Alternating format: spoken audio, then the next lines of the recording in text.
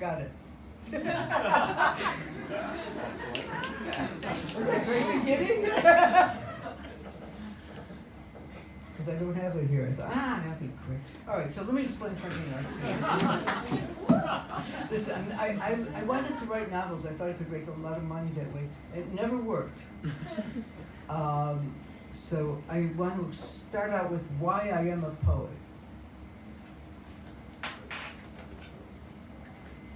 I always forget the middle part. You know, where the story happens. It's there somewhere, but somehow in the background, because it's past already. And there's something else waiting to transpire, just when we're talking about what was. I always forget who exactly was there, who said what to whom, and why, as if it's only the pure hunger or pain, or what remains of art that stays in my heart, when all the rest has burned away. Woo!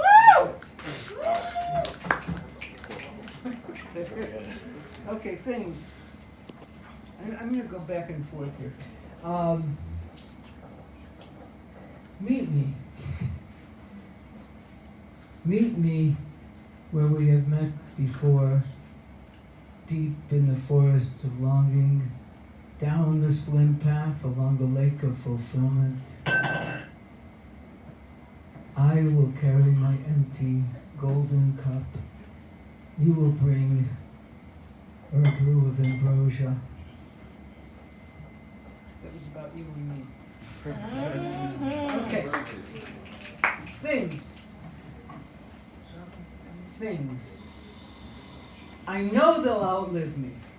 All the things I've collected with joy and feeling. I know most will join a great pile of recycling, and others will go to people who do not care, not about me nor where they came from. I know we never really belonged to each other, and now they're free. But I hope they keep a veneer of venerability and are honored for all they've had to hear. They've had to bear. That's right. All right. Parashat HaShavua. I write a poem for every Parashat HaShavua, but I have a disease called Ifcha Mistabra, and everything comes upside down, everything comes backwards. So this one is about Potiphar's wife, Sari, called Joseph and Me.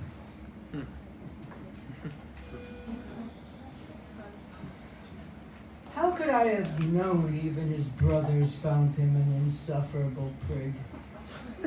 When I saw him in the doorway, his boyish torso framed by the light. How could I have known it was a game he played with everyone more innocent than thou? I see a kid striking poses in the field whenever I look out the window and say, hey, I know guys your age are hungry and shy, and I've seen the way you look at my thighs. And he says, oh, lady, I'm in charge of your husband's house, but it wouldn't be nice to take his wife. We men have an agreement about sharing chattel. You're right. I should have known enough to stop there. If I'm the boss's wife, my body's not mine to screw. But who would have thought a slave could refuse the offer of an equal? So I got left holding the robe that reeked of his refusal, feeling like a fool and wishing I'd had sense to dress up as an anonymous whore and get my reward like Tamar did a few pages before.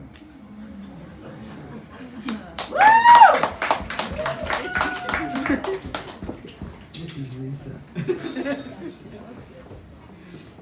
Okay, you want another one of those? Yes, I From do. 2 weeks ago? Parashat HaShavua. Sodom? You remember Sodom, this is all about women today because this is supposed to be the day of protest, right? Okay. Sodom. Look at the light. See the sky grow bright with the fire. burning up. Last night we were one.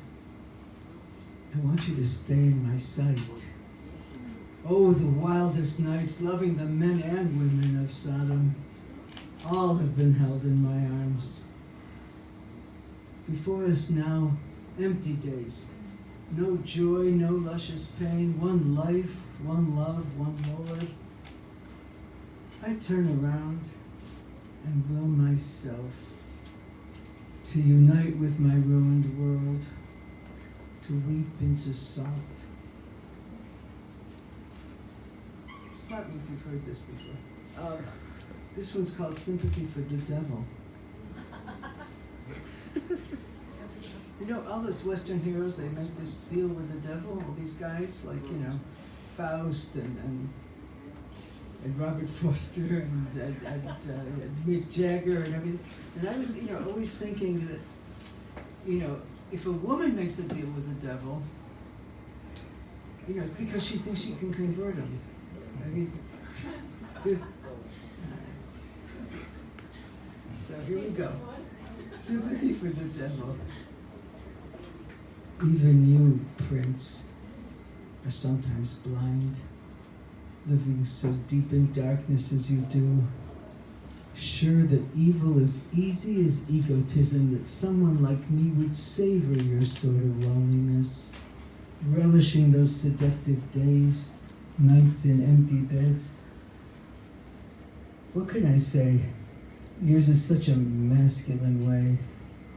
And when we met that night at the crossroads, I walked a piece with you, watching the twisting of your walking stick, wishing I could soothe all the writhings in your world. I thought to cradle you like an agonized disciple in my bountiful lap, didn't even hear all the offers you made of wisdom in exchange for my soul. Even when you flashed the contract, securing my signature, I wasn't paying attention. Bedeviled by that pain in your eyes, that need for something good, dare I call it love? Right. More women. Sorry about that. Morning science. Freud and I have our breakfast together.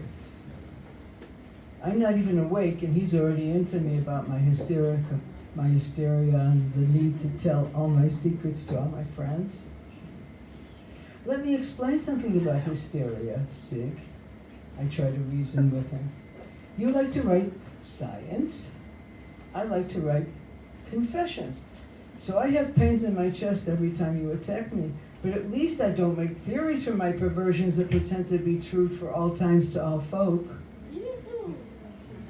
Freud pours himself another bowl of cereal, picks up his paper, rustles it, disappears.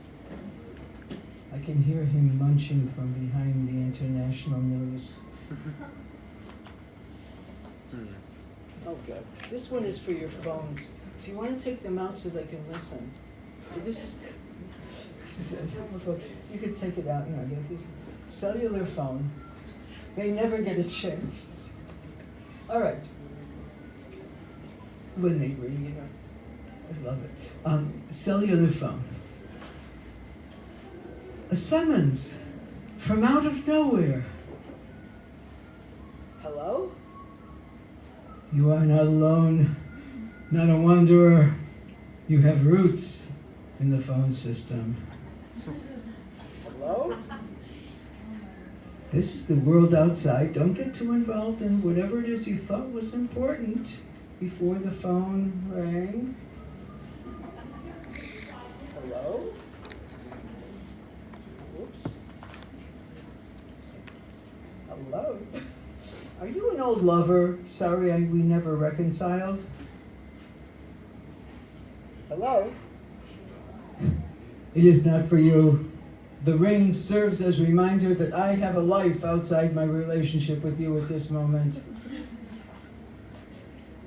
And what if I don't answer and it's from William Carlos Williams, whose heart roused thinking to bring me news of something that concerns me?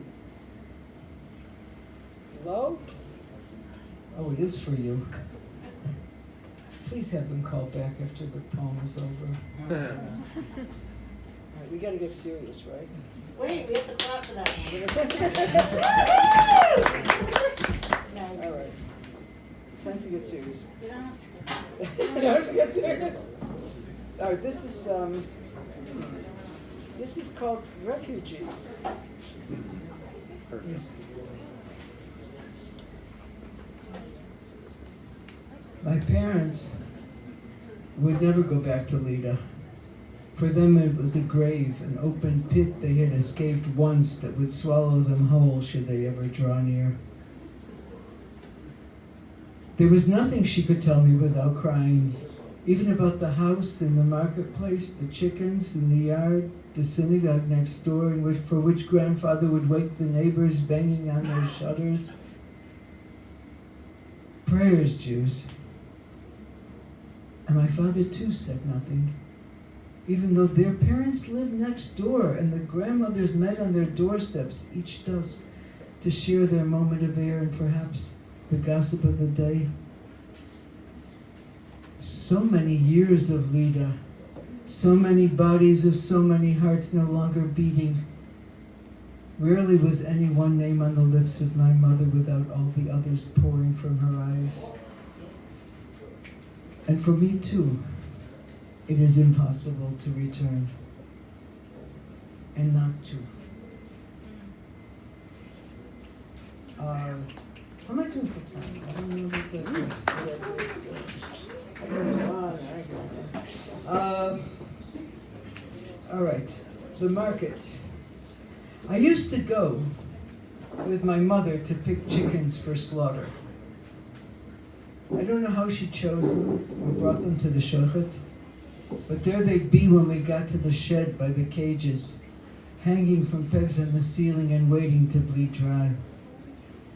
I'd always focus on the plucker's quick fingers, the feathers flying like weightless snow, and his fury torch burning the bumpy top skin with no effort suddenly resembled my own.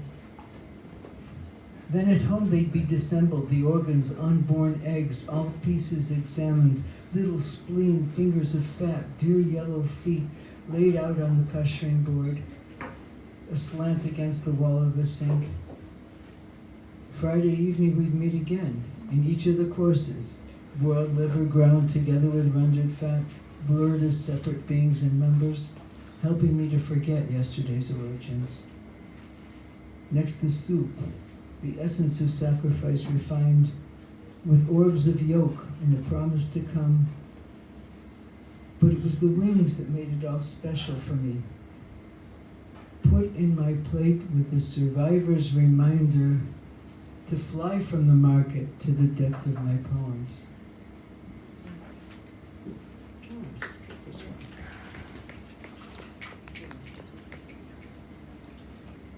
Skipping the dirty ones. No? Really? Let's have it. How dirty can I get? All right, coitus interruptus.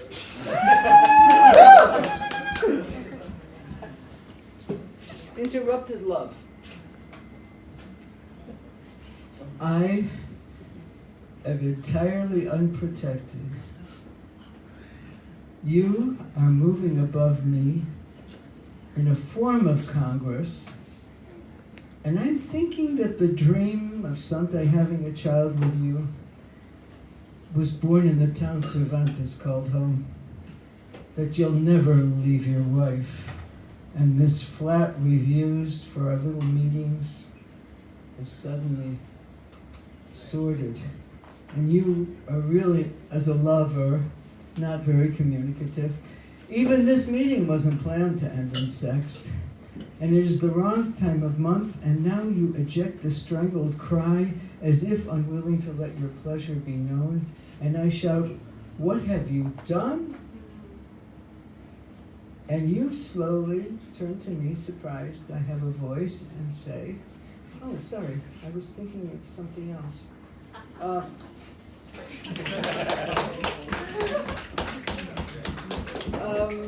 One more? One more, I think it's enough, right?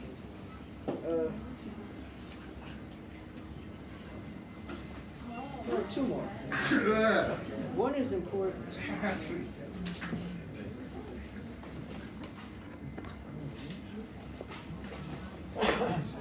One of them is important. It's called All Poetry is Revolutionary. Yaha.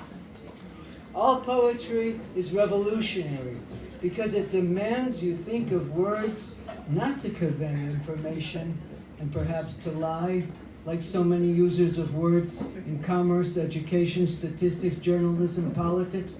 All poetry is revolutionary because it takes meaning back to a place we all know, but perhaps have forgotten, where we were schooled to say what has been said before, instead of what we hear and see and feel. Poets are the true revolutionaries, whatever we write about, because we want you to take back the tools you knew before you learned you're supposed to talk, read, see the world. All poetry is revolutionary because it says, take back your life, own it, and make it what it should be. Oh, yes. Thank you. Thanks again, Karen.